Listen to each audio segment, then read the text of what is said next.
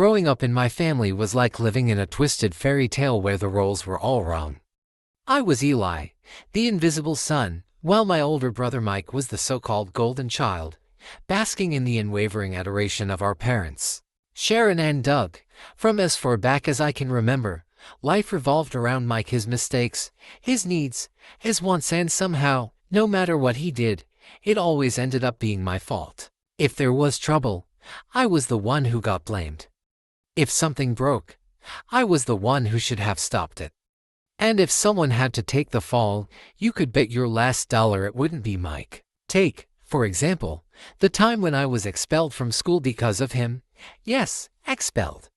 It wasn't even my wrongdoing, but try telling that to my parents or the principal. Mike had been caught cheating on a major exam, a scandalous act involving crib notes stuffed into his calculator, but instead of owning up to it, he pointed the finger at me. "Eli, help me," he cried, tears streaming down his face like some tragic hero in a bad movie. The teachers bought it, the administration bought it, and worst of all, my parents bought it without question. They didn't care that I'd spent weeks studying for that test, that I'd earned every single answer honestly.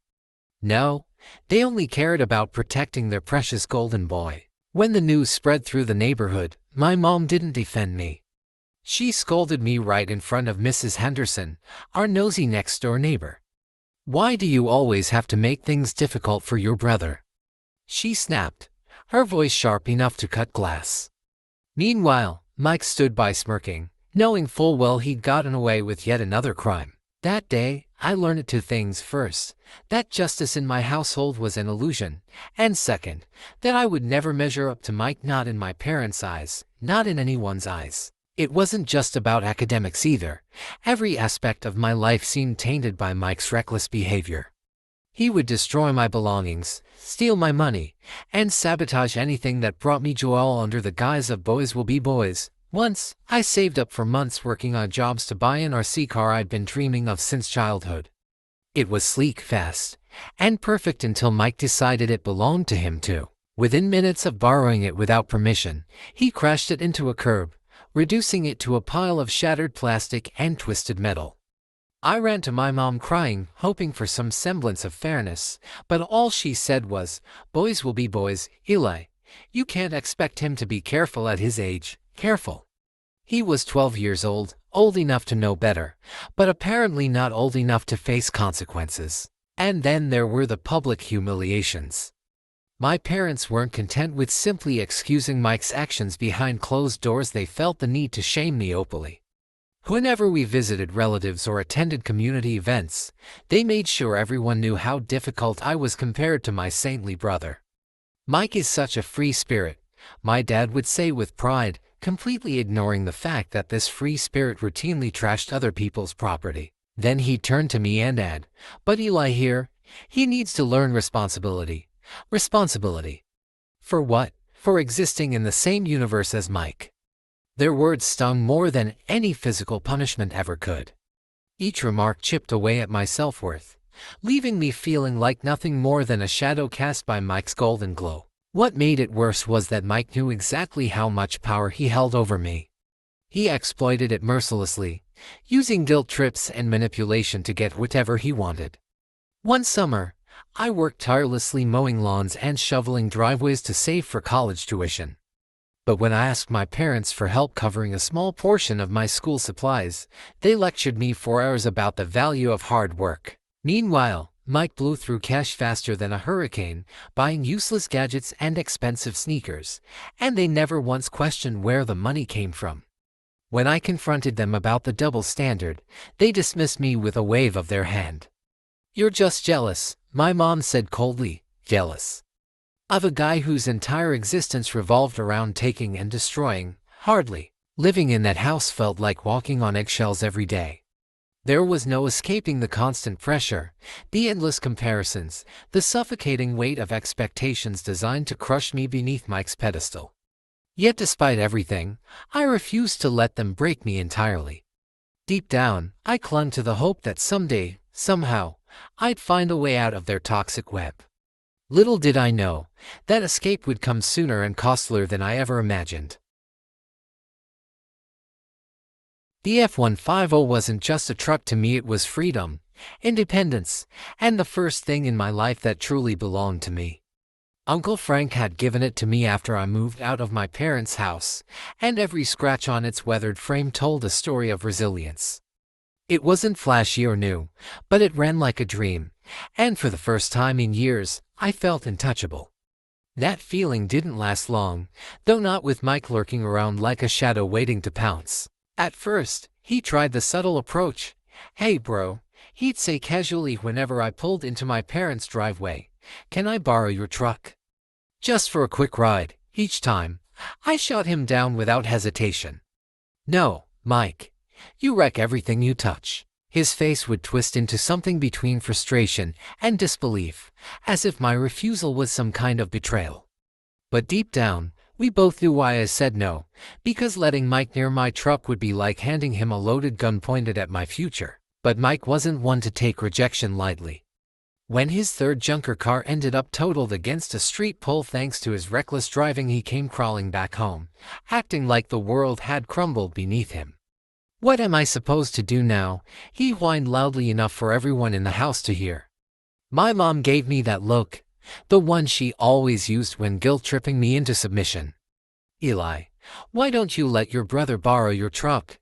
He really needs it." I didn't even blink before responding. "No." Mike practically hit the floor. "What do you mean no? You barely use it. It's sitting there collecting dust. It's my truck," I snapped, my voice sharp enough to cut through steel. "And I'm not letting you turn it into another scrap heap." Cue the guilt trips. My mom launched into her usual spiel about family loyalty. "Family helps family, Eli. You're being selfish." My dad chimed in too, shaking his head disapprovingly. "You could take the bus for a few days, couldn't you?" But I wasn't budging. That truck was more than metal and rubber. It represented everything I'd worked for, a symbol of my escape from their dysfunction. Letting Mike drive it would be like handing over the keys to my soul. Still, I should have known better than to think saying no would stop him. For Mike, no wasn't an answer, it was a challenge. A week later, disaster struck. I was leaving work late one evening when I realized my truck wasn't where I'd parked it. At first, denial kicked in. I must have forgotten where I left it, right? But as I frantically searched the lot, dread settled in my stomach like lead. Then my phone buzzed, a text from Mike. "Relax, bro. I just borrowed it. Be back soon." My blood boiled. Borrowed, without permission. I called him immediately. He answered nonchalantly, like stealing someone's property was no big deal. "Where's my truck, Mike?" "Oh, don't worry about it," he said, laughing nervously. "It's fine. I'll bring it back in an hour." "You're insane," I hissed. "Bring it back now, or I'm calling the cops." "You wouldn't dare," he scoffed. "We're family, Eli. Stop being dramatic." That's when the fear turned into fury. Not only had he stolen my truck, but he'd done it knowing full well how much it meant to me. And then, as if sensing my anger, he added, "Besides, what are you gonna do? Call Uncle Frank. He gave it to you, sure, but maybe next time he won't be so generous if you keep acting like this." The threat hung in the air like smoke. Was he implying he'd hurt Frank? The thought sent chills down my spine. Mike had always been reckless, but threatening someone I cared about crossed a line I never imagined he'd dare to cross. When he finally returned the truck hours later, it looked like it had been through a war zone. Mud caked the sides, fast food wrappers littered the seats, and the faint smell of cigarettes lingered despite my attempts to air it out. Worst of all, there was a fresh dent on the passenger door, a glaring reminder of his carelessness. As he tossed me the keys with a smug grin, I lost it. "What is wrong with you, Mike? You stole my truck, trashed it, and now you're standing here acting like it's no big deal." He shrugged and phased. "Relax, it's cosmetic damage. No harm, no foul, no harm." I yelled, my voice echoing across the parking lot. "This isn't just a truck to me. It's my livelihood, my independence, and you treated it like garbage." By then, a small crowd had gathered, including a few coworkers who were trying and failing not to stare. Humiliated and livid, I told him to leave before I did something I'd regret. But Mike just laughed, brushing off my threats like they were jokes. That's the thing about Mike, he never took anything seriously. He always assumed someone else would clean up his messes. Later that night, I called Uncle Frank, trembling with rage. I half expected him to lecture me for not calling the cops immediately, but instead, he sighed heavily. "I'm not surprised," he said grimly. "Your brother's been getting away with this crap for too long. You've got to set boundaries, kid." Frank offered to help me install a GPS tracker in the truck to prevent future incidents. "Next time," he warned, "don't even call him. Just call the cops. He needs to learn there are consequences." Despite the precautions, the tension between us grew unbearable. Mike avoided me for weeks, probably expecting the storm to blow over. Meanwhile, my parents gave me the silent treatment, acting like I was the villain for refusing to roll over and let him destroy yet another part of my life. Every conversation ended in arguments, every argument spiraled into accusations, and every accusation left me feeling more suffocated by their twisted sense of justice. But the worst was yet to come. One evening, while visiting my parents' house, Mike cornered me in the garage. His eyes burned with resentment, and for the first time, I saw a flicker of something darker in him, something dangerous. "You think you're better than me, don't you?" he spat. "Always playing the victim, always making me look bad. Well, guess what? Nobody cares about your stupid truck. Nobody cares about you." His words stung, but what scared me most was the implication behind them. If Mike felt backed into a corner, there was no telling what he might do next. For the first time, I realized that protecting myself and my truck might require more than just setting boundaries. It might mean cutting ties completely. Christmas Eve was supposed to be a night of peace, laughter, and forced family bonding, but in my household, it always felt more like walking through a minefield. The tension between me and Mike had been simmering for weeks after the stolen truck incident, and I could feel the weight of unspoken grievances hanging over every corner of the house. My parents were doing their best to pretend everything was fine, but the air crackled with resentment. Still, I showed up because Christmas wasn't about them. It was about my cousins, Uncle Frank, and the food that somehow made even this dysfunctional circus bearable. The day started off predictably awkward. My mom greeted me with her trademark passive-aggressive tone as soon as I walked in. "Oh, Eli, you actually came. We weren't sure you'd show your face after all the drama." Her voice carried just enough volume for everyone in the living room to hear. I ignored her, dumped my coat on the nearest chair, and headed straight for the kitchen where Uncle Frank was already nursing a cup of coffee. He gave me one of his knowing looks and muttered under his breath, "Let it roll off, kid. Don't let her get to you." For a while, things seemed almost normal, or as close to normal as they ever got. Kids ran around screaming, aunts argued politics at the dinner table, and my mom snuck in subtle jabs whenever she thought no one was listening. "Eli's gotten so possessive over that truck," she said loudly to one of my cousins. "It's like he thinks it's made of gold." I clenched my jaw but stayed quiet. No point in starting World War III over Christmas dinner. Meanwhile, Mike was unusually subdued, glued to his phone and avoiding eye contact with anyone. Something about his behavior felt off, but I figured he was sulking because I'd shut him down hard last time we spoke. Honestly, I preferred him staying out of my way. As the evening dragged on, though, I noticed something strange. My truck keys, which I always kept clipped to my belt loop, were missing. At first, I thought I might have dropped them somewhere inside the house, so I retraced my steps, checking the kitchen, the living room, even the bathroom. They were nowhere to be found. That's when dread began creeping into my chest. I stepped outside, heart pounding, and scanned the driveway. Sure enough, my truck wasn't where I'd parked it. I pulled out my phone and opened the GPS tracker app Uncle Frank had helped me install. The little dot representing my truck was already a few miles away and moving fast. My stomach dropped. I stormed back inside and called Mike immediately. "Where's my truck, Mike?" I demanded, my voice sharp enough to cut glass. He didn't even try to deny it. "Relax, bro. I'm just picking up a friend. I'll bring it back in like an hour." "You stole my truck again." My voice echoed through the room, silencing every conversation. Everyone turned to stare. It's not stealing if we're family, Mike said with a shrug, smirking like he thought this was some kind of joke. Before I could respond, Uncle Frank walked in, instantly sensing the tension. "What's going on here?" Mike took my truck again, I practically shouted. Frank's jaw tightened, but before he could say anything, my mom swooped in. "Oh, come on, Eli. It's Christmas. Can't you just let it go for one day?" "No, I can't let it go," I snapped. "It's not his truck, and he has no right to take it." Frank pulled me aside. "Check the tracker. Let's see where he's headed." I opened the app again, and that's when I saw the truck's dot had stopped moving. It was parked on the side of a highway exit ramp. My blood ran cold. I called Mike, but he didn't answer. On the third attempt, he finally picked up. "What now?" he barked, clearly annoyed. "Where are you? The tracker says you're on the highway." There was a pause, and then his tone shifted. Yeah, about that. I kind of lost control on the ice. The truck's fine, though it's just stuck in a ditch." "You what?" I yelled, making zero effort to hide my fury. By now, everyone in the room was staring opally. Mike mumbled something about bad road conditions and hung up.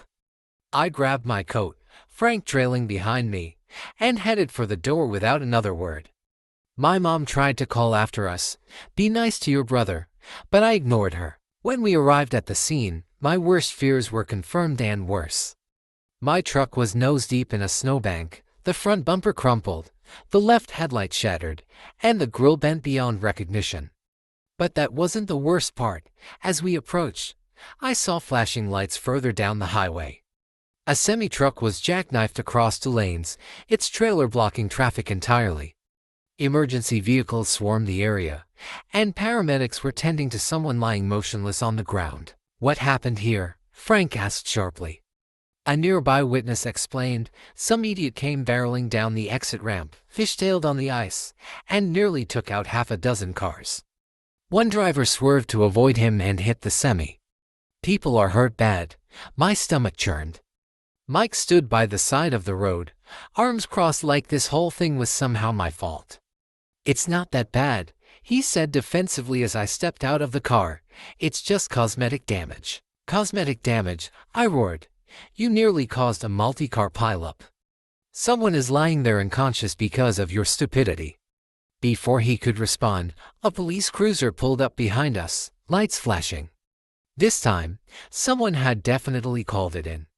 The officer stepped out, surveying the wreckage. "What happened here?" he asked sternly. Before Mike could spin his lies, my mom and dad screeched into view in their van, rushing over like they were here to save the day. "Officer, this is all a misunderstanding." My mom started. "Don't even start," I cut her off. "Mike stole my truck, wrecked it, and was drinking while driving on a suspended license." The officer raised an eyebrow and turned to Mike. "Is that true?" Mike stammered, but Frank interjected. "He's been drinking too. You might want to check." Sure enough, they gave Mike a breathalyzer test and he failed. Not only that, but during the search, they found a small baggie of pills tucked into his jacket pocket. His eyes widened in panic as the officer confiscated it. "This complicates things," the cop muttered grimly. Mike was cuffed on the spot for DUI, reckless driving, possession of illegal substances, and theft. My mom started wailing, begging the officer to be reasonable, but Frank shut her down. "Enough, Sharon. Let him face the consequences for once." I stayed silent as they loaded Mike into the cruiser.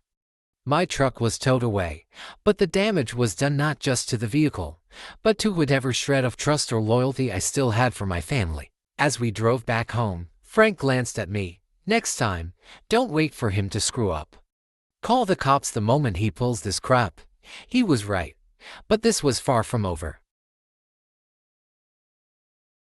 The aftermath of Mike's arrest hit like a tidal wave, sweeping away whatever fragile semblance of normalcy our family had left. The legal fallout was brutal reckless driving, DUI theft, and driving on a suspended license were just the tip of the iceberg. When the judge handed down his verdict, it felt like the universe itself was finally calling time on Mike's endless cycle of destruction.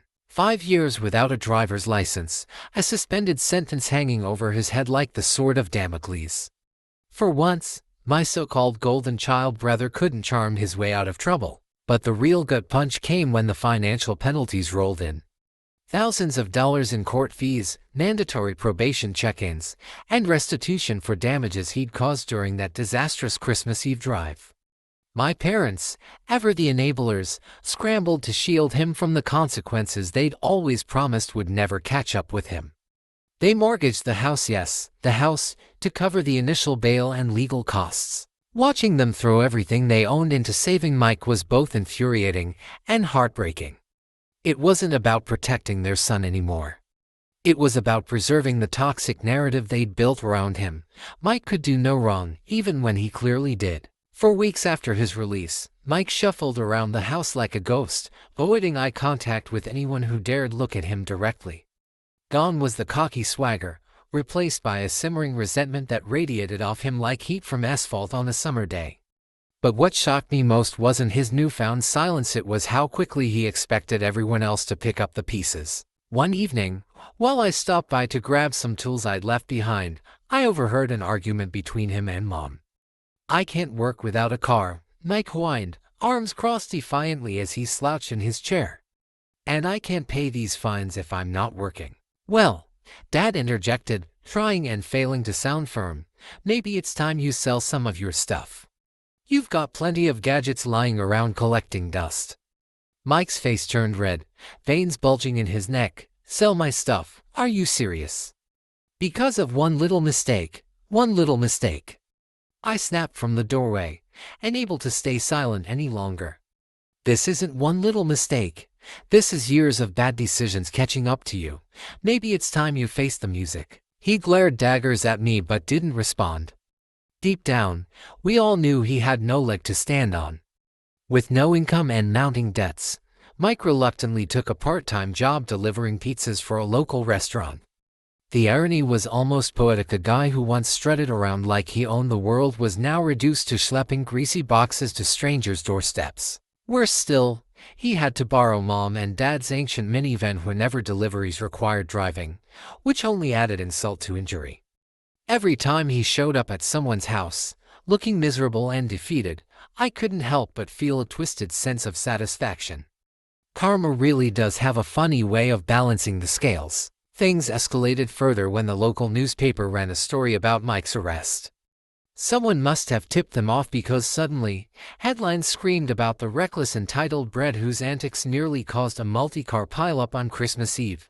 Overnight, Mike became a pariah in our small town. His boss at the pizza place called him into the office the next morning, holding up a copy of the paper. "We can't afford this kind of attention," he said coldly before handing Mike his termination letter. Just like that, Mike was unemployed again, humiliated and desperate. Watching him spiral deeper into chaos should have given me some measure of peace, but instead, it left a bitter taste in my mouth. Not because I felt sorry for him, he deserved every ounce of hardship coming his way, but because I saw how much damage my parents' enabling had caused. Their refusal to hold Mike accountable hadn't protected him, it had set him up for failure. Now, the entire family was paying the price, not just financially, but emotionally. Our home, once a sanctuary, now felt like a war zone. Arguments erupted daily, bills piled up, and the tension between us grew unbearable. One night, as I sat in Uncle Frank's garage helping him fix an old lawnmower, I vented my frustrations. "They're still making excuses for him," I muttered, tightening a bolt with more force than necessary. "Even after everything that's happened, they won't let him take responsibility." Frank wiped grease from his hands and gave me a knowing look. "Some people never change, kid. Your parents are too invested in keeping the illusion alive. But you've got a chance to break the cycle. Don't waste it." His words stuck with me long after I left that night.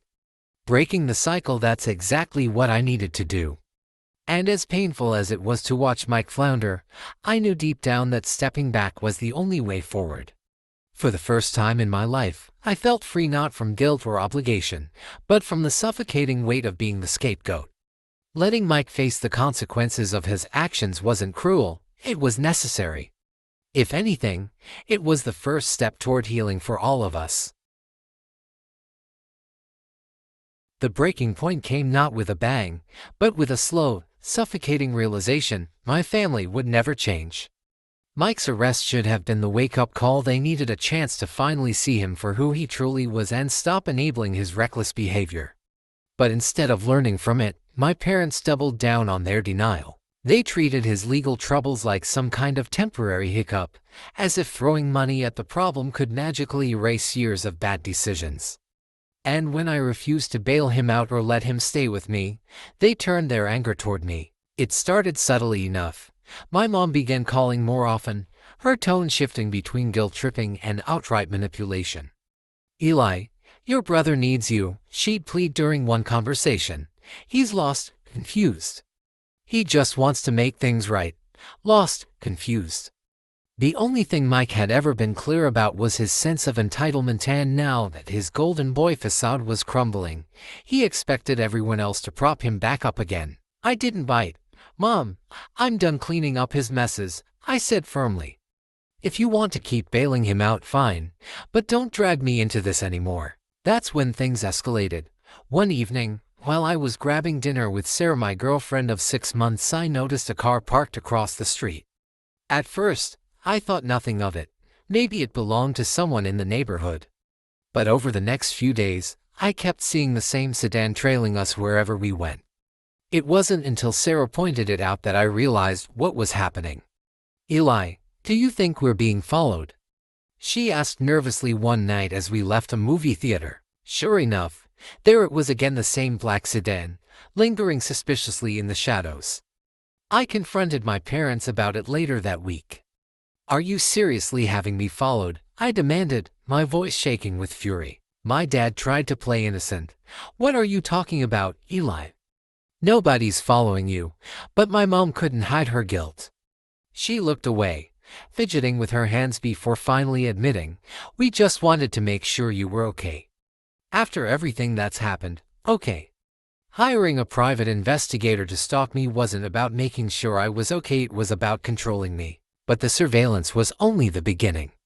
Mike, desperate to regain control over his life and mine, decided to take matters into his own hands. He started showing up unannounced at places I frequented, coffee shops, gyms, even Sarah's workplace. At first, he acted like it was all coincidental. "Oh, hey bro. Fancy running into you here," he'd say with a smirk, pretending to be casual. But his intentions became crystal clear when he cornered Sarah outside her office one afternoon. "You know, Eli used to be such a good guy before he turned his back on the family," he told her, his voice dripping with insincerity. "Maybe you can talk some sense into him." Sarah called me immediately after the encounter, her voice trembling. "Eli, what's going on? Why is your brother harassing me?" Hearing the fear in her voice made my blood boil. This wasn't just about me anymore, it was about dragging anyone close to me into their toxic web. I confronted Mike directly, telling him in no uncertain terms to leave us alone. His response, a smug grin and a shrug. "Hey, I'm just looking out for my little brother. If you didn't cut ties with the family, none of this would be happening." As if the harassment wasn't bad enough, my parents took their campaign against me to the next level. Rumors started spreading through our small community, lies about how I'd abandoned them, how I was selfish and ungrateful. "Did you hear about Eli?" I overheard a neighbor whispering to another at the grocery store. "His poor parents have done so much for him, and he just walked away." Each word felt like a dagger, twisting deeper every time someone repeated the falsehoods. For a moment, I considered confronting them, setting the record straight. But then I remembered, these people weren't worth my energy. Their opinions didn't define me. Cutting off contact with my family wasn't easy. There were moments when doubt crept in, when I wondered if I was being too harsh. After all, they were still my parents. But every time I thought about giving in, I reminded myself of everything I'd endured: the blame, the guilt trips, the constant pressure to sacrifice my own happiness for Mike's failures. Letting go wasn't just an act of self-preservation, it was an act of liberation. For the first time in my life, I felt free, not just from their expectations, but from the weight of carrying their dysfunction. Sarah stood by me through it all, offering unwavering support. "You deserve better than this," she told me one night as we sat together on the couch. "Your family doesn't get to dictate your life anymore." Her words resonated deeply. She was right. I didn't owe them anything, not explanations, not apologies, not compromises. Every day without their drama brought me closer to peace, closer to reclaiming the life I'd always dreamed of living. And yet, even as I embraced this newfound freedom, I couldn't shake the lingering sadness. Not because I miss them, but because I mourn the relationships we could have had if only they'd chosen differently. But ultimately, I knew I'd made the right decision. Walking away wasn't cruel, it was necessary. Sometimes, love means letting go even when it hurts. The realization hit me like a freight train one cold February evening, as I sat alone in my small apartment staring at the stack of unopened letters from my parents. Each envelope felt like a grenade waiting to explode, another guilt trip, another plea for help, another reminder that they still saw me as nothing more than a tool to fix their broken son. But this time, something inside me shifted. For years, I had carried the weight of their expectations, shouldering blame for Mike's failures and enduring their endless lectures about family loyalty. Now, sitting there with those untouched letters mocking me from across the table, I finally understood. I didn't owe them anything, not explanations, not apologies, not compromises. It wasn't an easy truth to swallow. My upbringing had conditioned me to believe that blood was thicker than water, that no matter how toxic or destructive someone might be, you were obligated to stand by them. But after everything, Mike stealing my truck, wrecking it, getting arrested, and then expecting me to bail him out, I couldn't justify staying tethered to people who refused to see reality. Every call, every visit, every attempt at reconciliation ended the same way, with demands for forgiveness and zero accountability. They weren't interested in change. They wanted compliance, and I was done playing along. Of course, cutting ties didn't mean they'd stop trying to reel me back in. If anything, their desperation grew fiercer. One night, while I was grabbing dinner with Sarah, my phone buzzed incessantly on the table. It was Mom again. "Eli," she said before I could even say hello, her voice trembling with barely contained anger, "we need to talk about what happened last week." "What happened?" I asked coolly, already dreading where this conversation was headed. "Don't play dumb," she snapped. "You know exactly what I'm talking about. Your father and I called a family meeting, and we've decided. If you're not willing to support your brother, then maybe you don't belong in this family." Her words landed like a slap across the face, but instead of feeling hurt, I felt relief. Relief that they were finally saying outright what I'd known all along, that to them, being part of the family meant sacrificing myself for Mike's endless cycle of destruction. "Fine," I said evenly. "If that's how you feel, then consider it done." There was a long pause on the other end, as though she hadn't expected me to agree so easily. "You don't mean that," she whispered, her voice breaking. "You can't just walk away from us." "Yes, I can," I replied firmly, "and I am." After hanging up, I turned to Sarah, who looked both worried and proud. "Are you okay?" she asked softly. "I'm better than okay," I admitted. "For the first time, I feel like I'm actually free." But freedom came with its own set of challenges. Just days later, news broke that Mike had been arrested again, this time for attempting to steal a neighbor's car. According to reports, he tried to hotwire the vehicle in broad daylight, claiming he needed it to get to work.